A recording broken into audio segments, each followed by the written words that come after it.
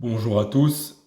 Aujourd'hui, suite du cours de nutrition et du diaporama sur la nutrition avec la deuxième grande partie qui sont les glucides. Voilà, la première partie c'était l'eau, je le rappelle, la première grande partie, là les glucides. Donc on va voir exclusivement ça dans cette vidéo avec plusieurs parties, comment elles sont composées, d'accord? Comment leur composition fonctionne, qu'est-ce que cette composition induit sur leur ingestion et la façon dont ils sont digérés, ingérés, et puis comment cette digestion et cette ingestion euh, impactent la physiologie avec les réactions hormonales que ça déclenche. Donc voilà en gros pour les différentes parties de ce cours sur les glucides. Donc on attaque avec la composition des glucides. Alors ces glucides, on les appelle également sucres dans un langage un petit peu plus commun, d'accord, ou hydrates de carbone. Vous pouvez entendre aussi ce terme. Leur formule chimique, elle est toujours la même, quel que soit le glucide. Vous verrez, il y en a plusieurs, il y en a beaucoup même, des formes de glucides. Ça sera toujours CN, d'accord, H2NON. Donc atome de carbone, un certain nombre, N pour nombre, d'accord. L'atome d'hydrogène, le double de l'atome de carbone, du nombre d'atomes de carbone, et O, le même nombre que l'atome de carbone. Donc on donne un exemple en dessous. Le glucose, C6H12O6, c'est l'une des molécules de glucides les plus connues, puisque je vous rappelle que c'est ce C6H12O6 qui circule dans votre sang et qui assure la glycémie, paramètre de l'homéostasie. On l'a vu, on le sait, on le répète, les glucides ont principalement un rôle énergétique. Il faut se rappeler qu'un gramme de glucides est égal à 4 kilocalories. Lorsque vous ingérez un gramme de glucides, vous allez avoir une énergie de 4 kilocalories. Le glucose est le sucre de base de toutes les cellules. D'accord. Certains organes, d'ailleurs, ne peuvent s'en passer. Alors pourquoi on dit le sucre de base de toutes les cellules? Parce qu'on sait au niveau musculaire, le glucose, les glucides, ça va être le substrat énergétique numéro 1. À part pour la filière anaérobie alactique, je le rappelle, qui utilise la phosphocréatine. Sinon, pour les deux autres filières, la glycolyse intervient toujours en premier. Donc, c'est toujours le substrat énergétique utilisé en premier. D'accord? Donc, c'est le sucre. Donc, on va utiliser le glucose. C'est la base, le sucre de base de toutes les cellules. Certains organes ne peuvent s'en passer. On prend l'exemple, et je l'ai dit dans le cours il me semble, sur les filières énergétiques d'ailleurs, c'est ce que j'expliquais, certains organes ne peuvent s'en passer, il s'agit du cerveau, des reins et des hématies. Les hématies, je vous rappelle, ce sont les globules rouges. Ce sont des organes qu'on appelle glucodépendants, car ce sont des organes qui ne peuvent se servir que du glucose, que des glucides, comme substrat énergétique pour fonctionner. Elles-mêmes, alors on va pas rentrer dans le détail du fonctionnement de ces organes-là, mais ils fonctionnent eux-mêmes, ils ont un mode de fonctionnement, donc ils ont besoin d'énergie pour jouer leur rôle, remplir leur rôle pour fonctionner. La seule source d'énergie qu'ils peuvent utiliser, c'est le glucose. D'accord. Donc, je l'ai dit dans le diaporama justement sur les filières, sur le dernier là, dans le dernier cours sur les filières, quand on va produire du lactate, je vous avais dit, vous savez que le cerveau est friand de lactate puisque c'est un dérivé du glucose. Le cerveau, le système nerveux central, ne peut se servir que du glucose comme substrat énergétique. Deux catégories dans les sucres. On a les sucres qu'on va dire simples. Pourquoi simples? Parce que ce sont des molécules de forme identique au glucose, C6H12O6, mais de forme différente. Ok. Donc on appelle ça des monosaccharides. Ok, mono pour un seul saccharide. Donc on prend l'exemple du glucose, la référence, qu'on trouve dans les fruits, le miel, certains fruits et légumes. D'accord. Fructose, pareil, on trouve fruits, miel, certains fruits et légumes. Galactose, qui est un sucre simple contenu dans les produits laitiers. Ok. Et on va avoir des disaccharides. Ok, dans ces sucres simples. C'est l'association de deux monosaccharides. On va avoir deux monosaccharides associés. On va appeler ça des disaccharides. Donc, exemple du saccharose, c'est un glucose plus un fructose qui sont associés. Exemple du lactose, qui est un glucose plus un galactose. Exemple du maltose, ok, qui sont deux glucoses. D'accord.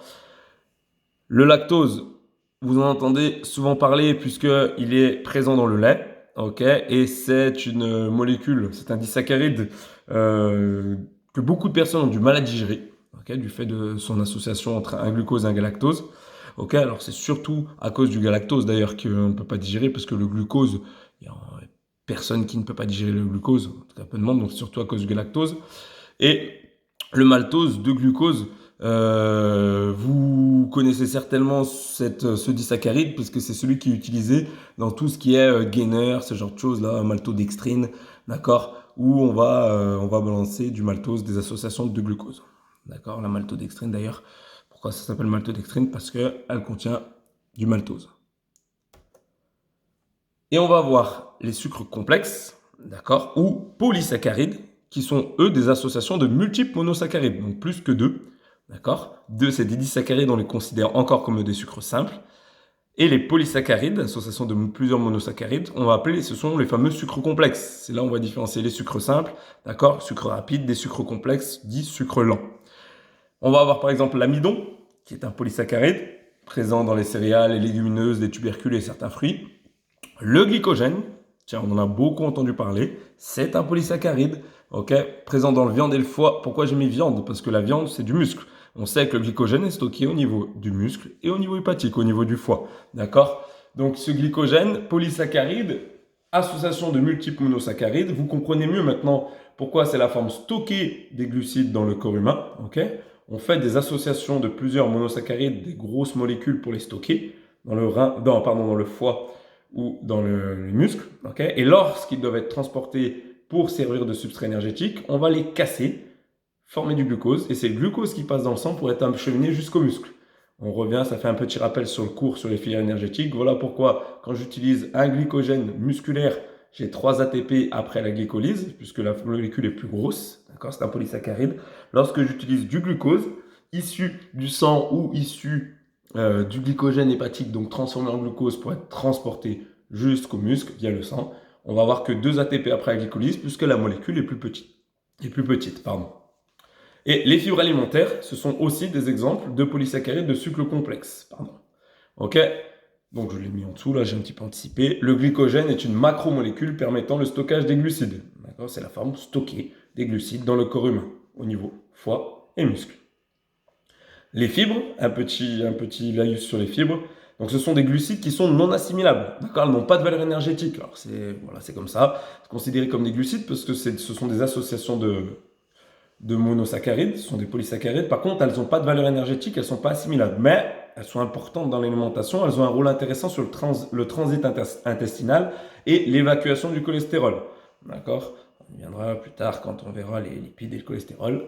Consommées en grande quantité, attention malgré tout, elles peuvent provoquer des troubles digestifs et une perturbation de l'assimilation des micronutriments. Okay, c'est le problème de dosage des fibres. Beaucoup de gens ont des problèmes de transit intestinal, d'accord? Souvent, quand on est constipé, c'est qu'on manque de fibres. Donc, on va conseiller une alimentation à base de fibres. À l'inverse, manger trop de fibres produit l'effet inverse. Donc, l'objectif de la digestion est la transformation des polysaccharides en monosaccharides afin qu'ils puissent être assimilés par l'organisme. Donc, c'est l'exemple de la saveur sucrée du pain quand il est longuement mastiqué. Okay, dans le pain, il y a de l'amidon, ici, d'accord? Donc, parce que c'est composé de céréales, le pain, donc il y a de l'amidon. Quand je vais mastiquer longtemps le pain, on va avoir une saveur sucrée dans la bouche, parce que la salive va commencer la digestion, elle va commencer d'attaquer l'amidon, de le démanteler, d'accord, pour en faire des plus petites molécules, d'accord, de transformer les polysaccharides en monosaccharides pour qu'ils puissent être assimilés. La part des glucides doit représenter 50 à 60% des apports alimentaires. Alors pareil, quand je donne ces chiffres-là, c'est toujours en fonction du type de personne, du type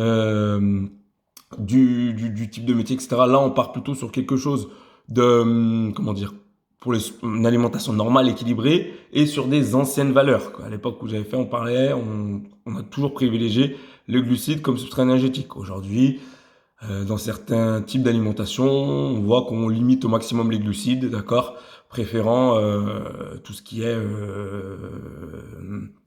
protéines, alors je vais dire légumineuses, mais il y a des glucides dedans. En tout cas, on va pas complémenter l'apport de glucides par du pain, ce genre de choses qui était très commun dans l'alimentation, notamment française, d'accord. On va se contenter des glucides présents dans les aliments que l'on mange, les fruits, d'accord, les légumineuses, ce genre de choses. Donc voilà, on reparlera de tout ça quand on reparlera sur des régimes alimentaires. Donc la part des glucides, 50 à 60% des apports alimentaires journaliers, donc soit 1000 à 1200 kilocalories pour un apport nutritionnel journalier de 2000 kilocalories, ok, ce qui représente un total de tant de grammes de glucides. Je vous laisse calculer, sachant qu'un gramme de glucides, c'est 4 kilocalories. Donc vous ferez le calcul rapidement, c'est pas compliqué. Attention, là on parle des apports de glucides, ne pas bien prendre en compte les deux types de glucides. Il est conseillé de limiter 15% à 15% la part des glucides simples. Ça par contre, quel que soit le type d'alimentation, et c'est encore plus vrai maintenant, on sait qu'il faut s'orienter plus vers des glucides complexes plutôt que des glucides simples pour une question d'index glycémique. On le verra plus tard là dans les diapos qui suivent, et pour éviter les pics d'insuline. Ça va couler là, la suite, on va parler de ça. Le petit déjeuner, les apports au cours et après un entraînement sont les seuls moments propices à l'ingestion des glucides simples pour favoriser la réplétion des réserves glycogéniques. Le matin au petit déjeuner, même si j'ai mangé, alors déjà on conseille de plus en plus de limiter la part de glucides le soir, et la nuit de toute façon on va avoir une activité notamment cérébrale qui va consommer des glucides, du glucose, puisqu'on sait que le cerveau ne consomme que ça. Donc le matin au petit déjeuner, les apports au cours et après l'entraînement, on sait que quand on est en activité physique, le substrat énergétique utilisé prioritairement va être le glucide.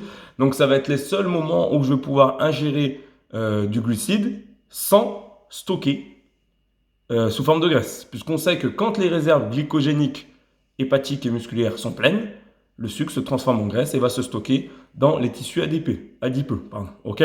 Donc ces moments-là, c'est le seul moment où mes réserves glycogéniques vont être en baisse, mes réserves hépatiques, mes réserves musculaires. Donc du coup, consommer du glucide à ce moment-là, je ne vais pas stocker sous forme de graisse, je vais créer une réplétion des réserves glycogéniques.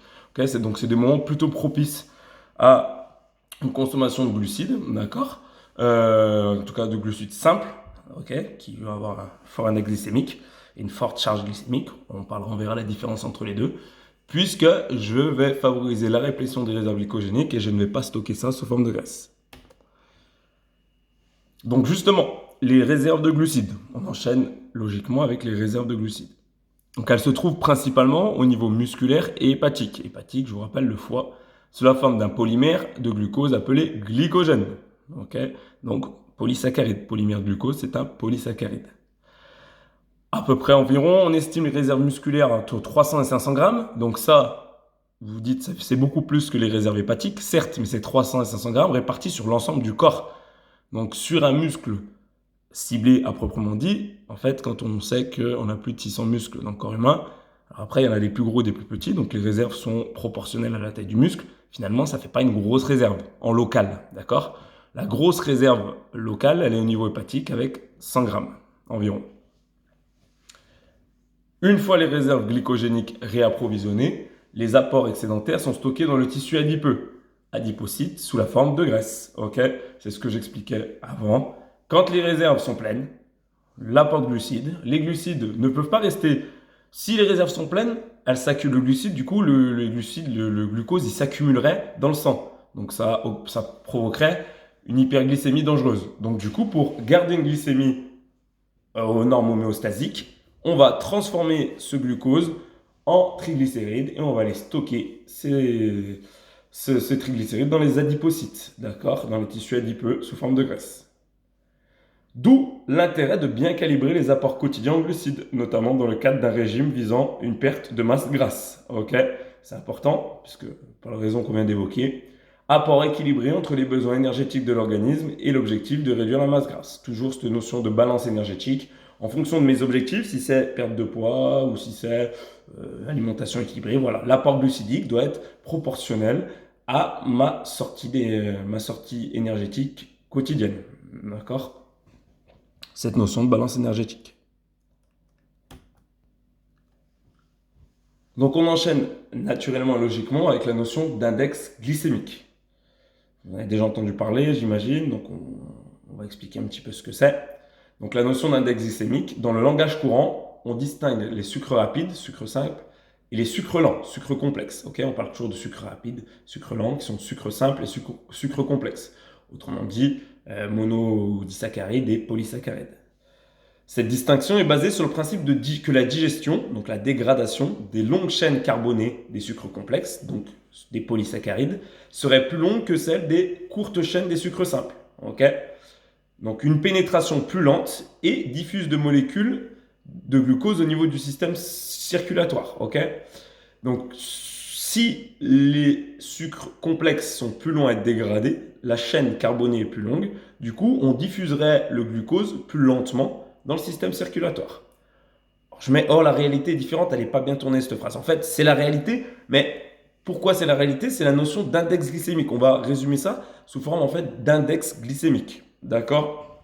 C'est l'index glycémique de l'aliment qui va déterminer le pouvoir sucrant de l'aliment, c'est-à-dire quel impact direct il va avoir sur la glycémie, donc sur le passage du glucose dans le système circulatoire. D'accord? Donc, forcément, vous avez compris ce qu'on a anticipé, des sucres rapides, simples, vont avoir un index glycémique plutôt élevé, et les sucres lents complexes vont plutôt avoir un index glycémique lent. Ok, excusez-moi, puisqu'une digestion lente. C'est ce qu'on va expliquer là. Donc, cette notion d'index glycémique date de 1976. Ces expériences sont objectivées, d'accord? Donc, c'est objectivé, c'est-à-dire défini de manière scientifique, la notion de rapide, sucre lent, ok? Le pouvoir glycémiant des différentes sources de glucides ingérés. Donc, on a pris le glucose comme référence avec une base, l'index glycémique de 100. On consomme du glucose pur, on va avoir un index glycémique de 100, ok? On l'a défini comme ça. Plus l'index glycémique est élevé, plus le pouvoir est hyperglycémiant. Donc, plus l'élévation de la glycémie, ok, du glucide testé est important. Ça marche? L'augmentation de la glycémie entraîne une réponse hormonale avec une sécrétion accrue d'insuline par les cellules bêta-désilo de Langerhans dans le pancréas. Ça, on le sait, la glycémie est gérée par deux hormones, okay, sécrétées par le pancréas, insuline et glucagon, on l'a vu, on va le revoir beaucoup plus en détail plus tard, vous inquiétez pas, on va revenir dessus. Mais on sait que quand la glycémie augmente, okay, il va y avoir obligatoirement une réponse hormonale, on va sécréter de l'insuline au niveau du pancréas, d'accord? Et cette sécrétion d'insuline est proportionnelle à l'augmentation de la glycémie. Plus la glycémie augmente, plus je sécrète de l'insuline, de manière à, c'est cette insuline qui va venir réguler la glycémie pour faire sortir du glucose du sang, d'accord? Pour l'emmener soit au niveau hépatique, soit au niveau musculaire pour le stocker, si les réserves sont pleines, au niveau du tissu adipeux, pour revenir à une glycémie normale et à l'homéostasie.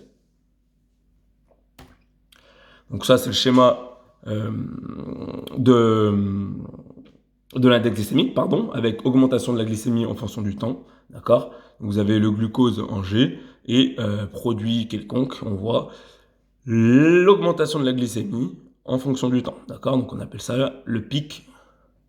Tac, ici on a un pic de glycémie, donc ça va correspondre à un pic d'insuline. Plus la glycémie augmente, plus la libération d'insuline va être importante. Quel est l'intérêt de cet index glycémique? Donc la connaissance de l'index glycémique nous permettra d'adapter le meilleur aliment en fonction du timing de la prise alimentaire et de l'objectif physiologique recherché. Ok? On va l'expliquer plus tard. En fonction de ce que je recherche, parce que des fois je peux peut-être vouloir rechercher un pic d'insuline, on le verra pourquoi. J'anticipe un petit peu, parce que l'insuline est l'hormone la plus anabolisante qu'il existe. On va chercher des aliments avec un index glycémique élevé. A l'inverse, pour une alimentation équilibrée, éviter les pics d'insuline au quotidien dans l'alimentation, on va plutôt favoriser des index glycémiques bas. Okay, on en revient à ce qu'on disait quelques diapos avant. Le moment pour consommer des sucres, des glucides simples et donc un index glycémique élevé sans trop d'impact sur l'organisme, en tous les cas au niveau du stockage de graisse, ça va être le matin, petit-déj ou pendant ou après les efforts. Alors, cette phrase, elle fait partie justement des phrases dont je vous disais qui peuvent faire débat, où à l'époque, on avait estimé l'index glycémique du miel à 87. Donc, j'avais marqué qu'il vaut mieux consommer une cuillère de miel plutôt qu'un morceau de sucre dans l'objectif d'un apport énergétique immédiat. Pour deux raisons. D'une, il avait un index glycémique plus élevé, d'accord? Et de deux, on va avoir un apport en termes de calories beaucoup plus sain, puisqu'il va y avoir d'autres choses que du sucre dans le miel. En fait, maintenant, vous savez, depuis 3-4 ans, là, 2-3 ans, le miel est revenu en force en termes de pouvoir sucrant, parce qu'en fait, Maintenant, on estime que son index glycémique, il n'est pas si haut que ça finalement. On va plutôt le situer autour de 55, 55-60, bien plus bas que 87 à l'époque. Il y a même des miels, comme je crois que c'est le miel d'acacia, qui est sur un index glycémique bien plus bas, qui est entre 30 et 50. Donc voilà, ça varie aussi pas mal en fonction des miels. Donc voilà, mais beaucoup plus bas que 87. C'est pour ça que aujourd'hui, dans toutes les recettes un peu healthy que vous trouvez de tout ce que vous voulez, de pancakes, de gâteaux, etc., on va utiliser le miel comme pouvoir sucrant plutôt que le sucre blanc, d'accord? Pour deux raisons, index glycémique plus bas, d'accord, qui peut être intéressant, et aussi apport calorique avec des calories pleines par rapport au sucre. On va avoir d'autres choses dans le miel, d'autres nutriments qui vont être intéressants par rapport à un sucre. On va avoir que du sucre et qui va avoir un index glycémique élevé, ok? Attention, les valeurs d'index glycémique que l'on donne, que vous trouverez en fonction de ce que vous cherchez, ne concernent que les aliments ingérés seuls. La combinaison avec différents glucides, voire d'autres nutriments ou le mode de préparation peut modifier la valeur de l'index glycémique. Donc on s'arrête là-dessus un petit peu. Là, ce sont des valeurs brutes quand les aliments sont consommés, ingérés seuls, sans préparation. On le sait que quand on va combiner certains nutriments, ça va modifier la valeur de l'index glycémique. Par exemple, quand on va consommer un aliment, je dis n'importe quoi, du chocolat, qui a un index glycémique quand même assez élevé, alors plus il est noir, plus l'index glycémique est bas, parce que moins il y a de sucre, ok? Mais si on va le consommer pendant un repas avec de la viande, alors pas tout avec le plat de viande, mais juste après, en dessert, d'accord?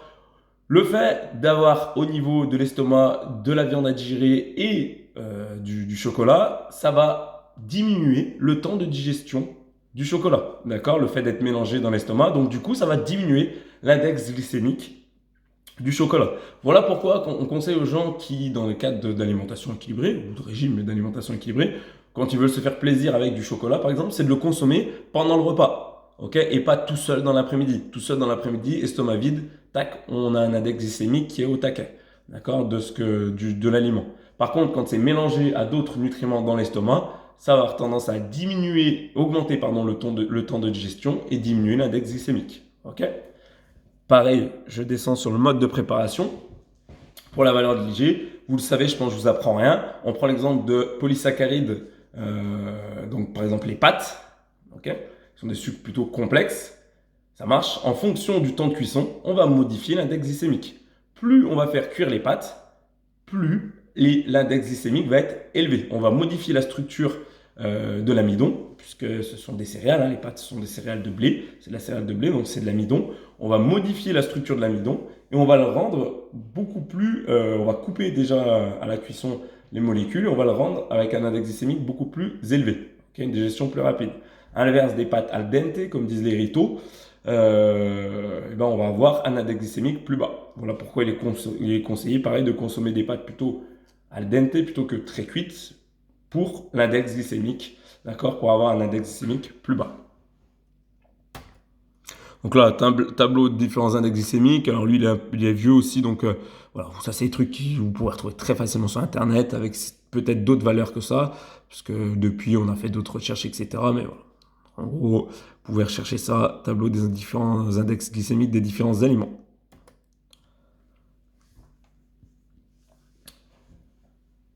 Donc on va enchaîner naturellement avec la régulation hormonale de la glycémie.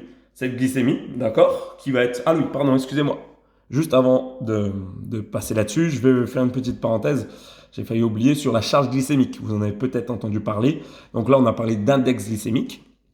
Ok, d'accord, c'est-à-dire le pouvoir sucrant et le pouvoir hyperglycémiant des aliments. Vous pouvez aussi entendre parler de charge glycémique. En fait, la charge glycémique, elle prend en compte à la fois l'index glycémique plus la quantité de glucides ingérés.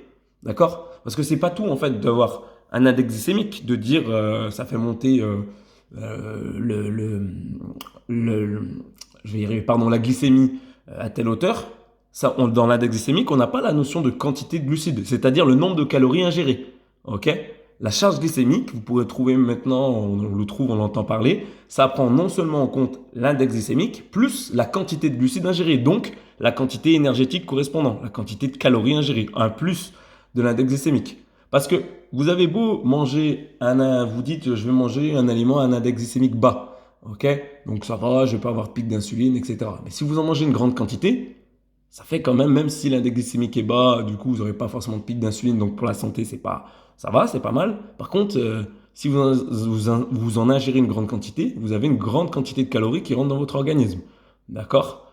À l'inverse, un aliment à index glycémique très élevé, mais en toute petite quantité, certes, vous allez avoir un index glycémique élevé, donc un pic d'insuline, mais peu de calories qui rentrent. Donc c'est bien de connaître la notion de charge calorique aussi, de charge, pardon, glycémique, qui prend en compte les deux, et l'index glycémique et la quantité de glucides ingérés. Voilà pour cette parenthèse sur la charge glycémique. Donc on va pouvoir enchaîner sur la régulation hormonale de la glycémie. Ok. Donc la glycémie, je le rappelle, c'est la concentration de glucose sanguin, paramètre de l'homéostasie. Ok, je le redis plus tard, il me semble. Donc la valeur normale entre 0,74 et 1,16 g de glucose par litre de sang. Ok, ce sont des grammes de glucose par litre de sang. Et la moyenne, je vous dis toujours, c'est à peu près 0,8. Donc là, vous voyez, je notais 0,85 g par litre de sang. La glycémie post-prandiale, c'est-à-dire après le repas, peut aller jusqu'à 1,4 g par litre de sang. Et oui, quand je vais m'alimenter, faire un repas, je vais forcément, obligatoirement, pas obligatoirement en fonction des régimes, mais si j'ai une alimentation équilibrée, consommer des glucides, ce qui va avoir pour effet d'augmenter la glycémie. Okay. Cette augmentation de glycémie va dépendre de l'index et de la charge glycémique des aliments que je vais consommer. Donc la régulation de cette glycémie fait partie des processus de maintien de l'homéostasie de l'organisme, car c'est un paramètre essentiel au maintien des fonctions vitales. Si la glycémie descend au-delà de 0,35 g par litre de sang, on est mort. D'accord? Donc voilà, le paramètre glycémique, le paramètre de la glycémie, c'est un paramètre de l'homéostasie ultra important. Donc cette glycémie nécessite un contrôle permanent par le biais de récepteurs glycémiques, d'accord? Donc ce sont des récepteurs qui vont capter la glycémie, okay, prendre la norme de la glycémie, et une régulation sous l'action principalement des hormones pancréatiques, insuline et glucagon. Donc on va reparler de ces hormones un peu plus précisément que ce qu'on a déjà fait, d'accord? On va voir leur rôle précis, insuline et glucagon. On attaque par l'insuline. Donc c'est une hormone polypeptidique sécrétée par les cellules bêta des îlots de Langerhans situés sur le pancréas. D'accord? Donc elle est sécrétée par le pancréas, plus précisément par des cellules qu'on appelle les cellules bêta des îlots de Langerhans. L'insuline, c'est la seule hormone hypoglycémiante du corps humain.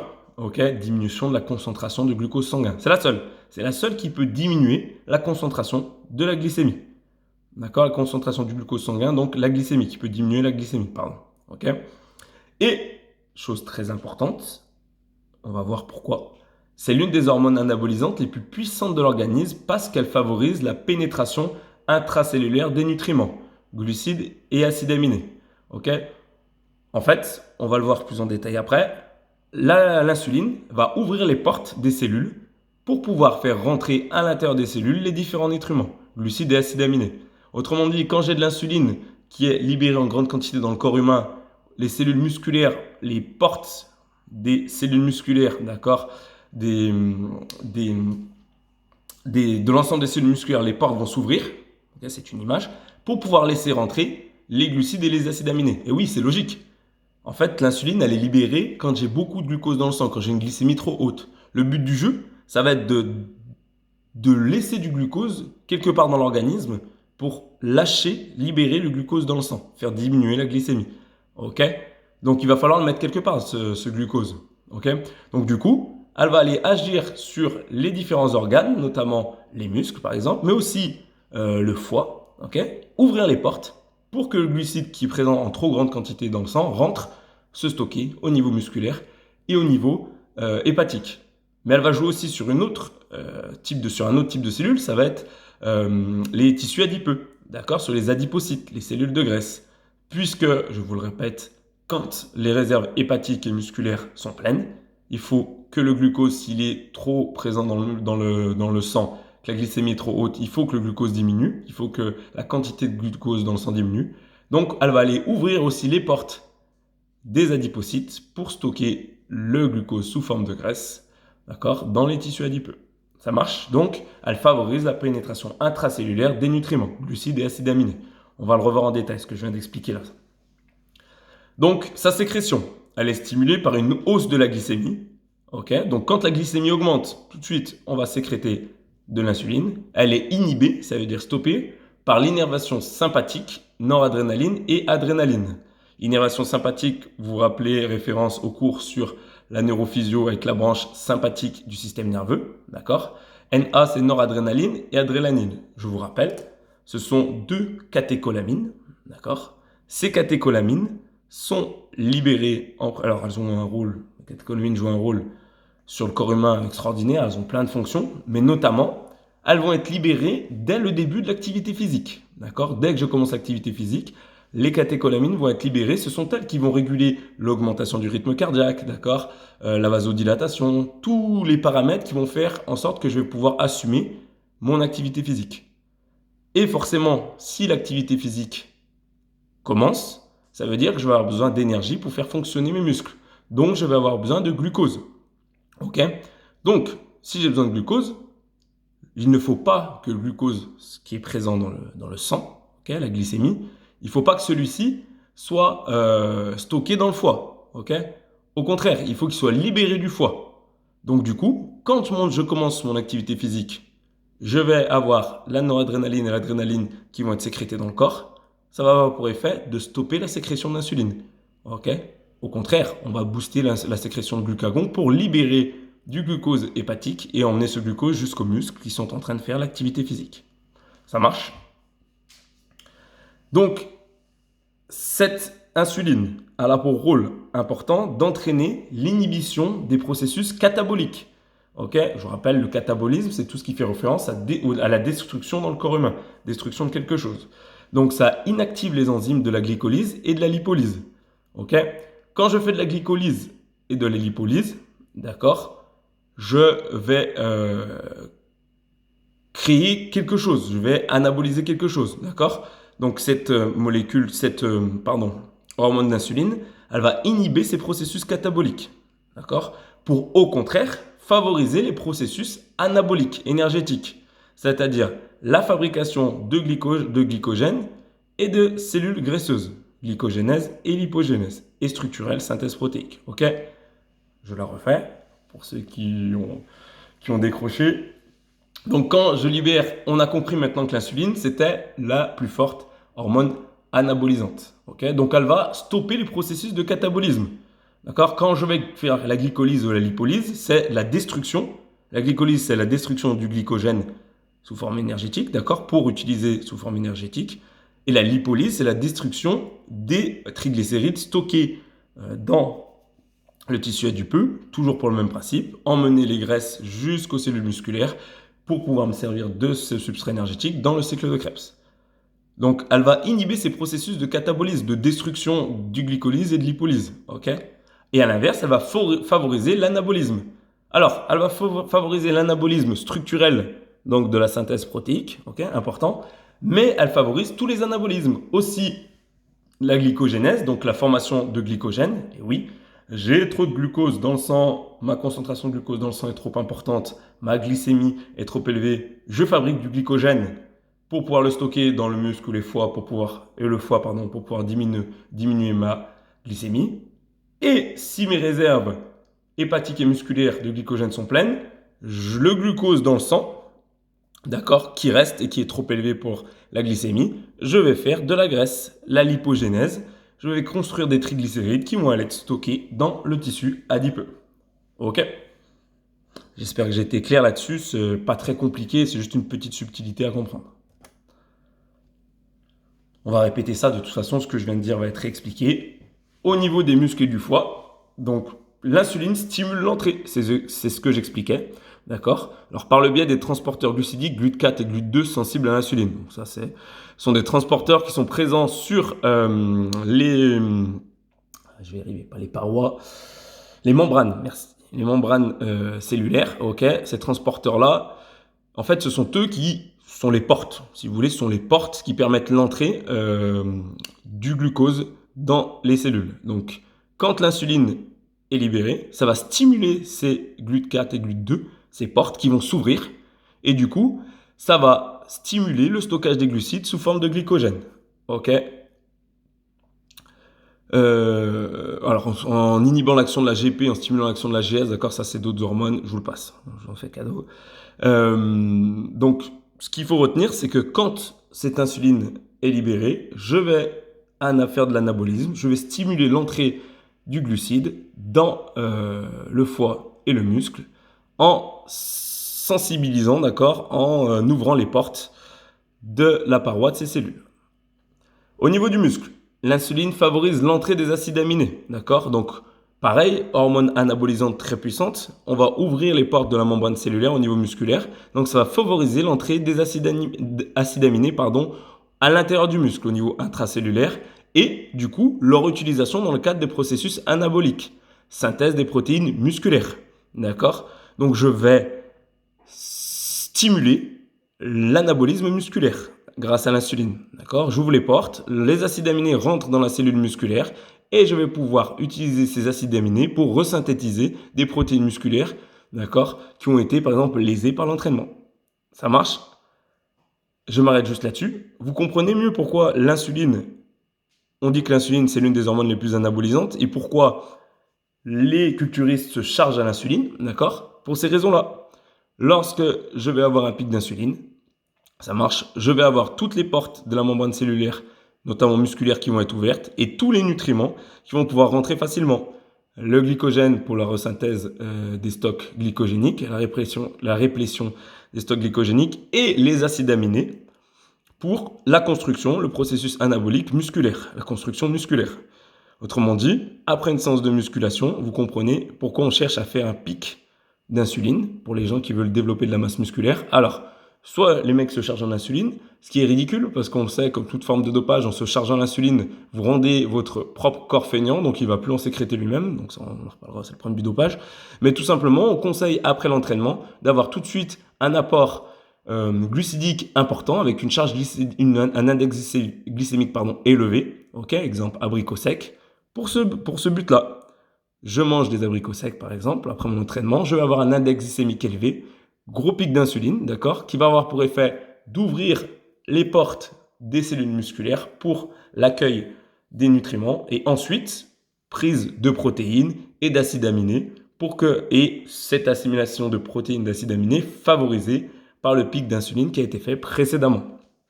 Ok, voilà un petit peu pour le cas concret sur le terrain quand on veut faire de l'anabolisme musculaire.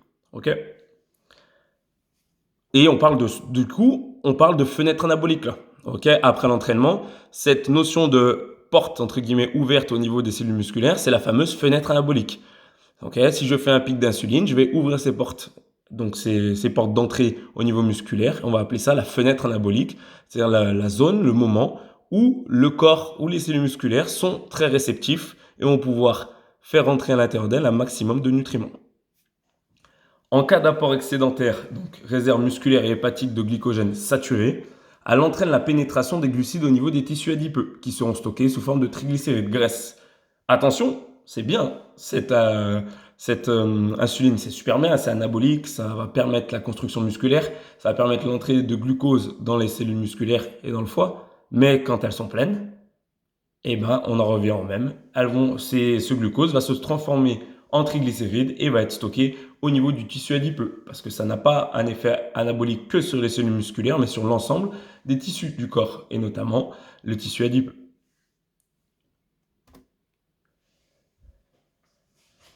Alors, au cours de l'exercice à intensité modérée, environ inférieure à 70% de la VO2 max, et de durée prolongée, la concentration plasmatique d'insuline diminue de manière importante. Donc cette chute d'insulinémie est expliquée par une inhibition de la sécrétion pancréatique, le système nerveux autonome, la noradrénaline, et les catécholamines circulantes, adrénaline principalement. Donc on le sait, on l'a dit, quand on commence une activité physique à intensité modérée, on va avoir libération des catécholamines, d'accord, qui va avoir pour effet de faire chuter la production d'insuline. Inversement, attention, l'insulinémie augmente au cours d'exercices d'intensité supérieure à 70% de VO2 max. Donc un apport glucosé au cours de l'effort permet d'atténuer la chute de l'insulinémie et peut même l'augmenter. Quelle que soit la durée de l'effort, on observe un rebond de l'insulinémie dès l'arrêt de l'exercice qui est due à la réduction de l'activité sympatho-adrénergique. Okay, donc, en fait, quand vous arrêtez l'effort, quand vous arrêtez votre effort, il va y avoir dans tous les cas un rebond d'insuline. Mais même sans prise d'aliments à index glycémique élevé pour stimuler cette production d'insuline, on va dans tous les cas avoir une petite production d'insuline dès l'arrêt de l'effort, puisque on arrête l'activité sympatho-adrénergique, c'est-à-dire qu'on arrête la sécrétion des catécholamines. Alors, la baisse de l'insulinémie au cours de l'exercice semble être compensée par une augmentation de la sensibilité des récepteurs glucidiques musculaires à cette hormone, expliquant la captation accrue de glucose par les muscles actifs. Ok, j'explique. Il y a un petit paradoxe dans tout ce que je vous explique depuis tout à l'heure, c'est que certes, quand on commence l'activité physique, on fait baisser l'insuline, d'accord? Donc on baisse la production d'insuline, mais on l'a vu, l'insuline, elle va sensibiliser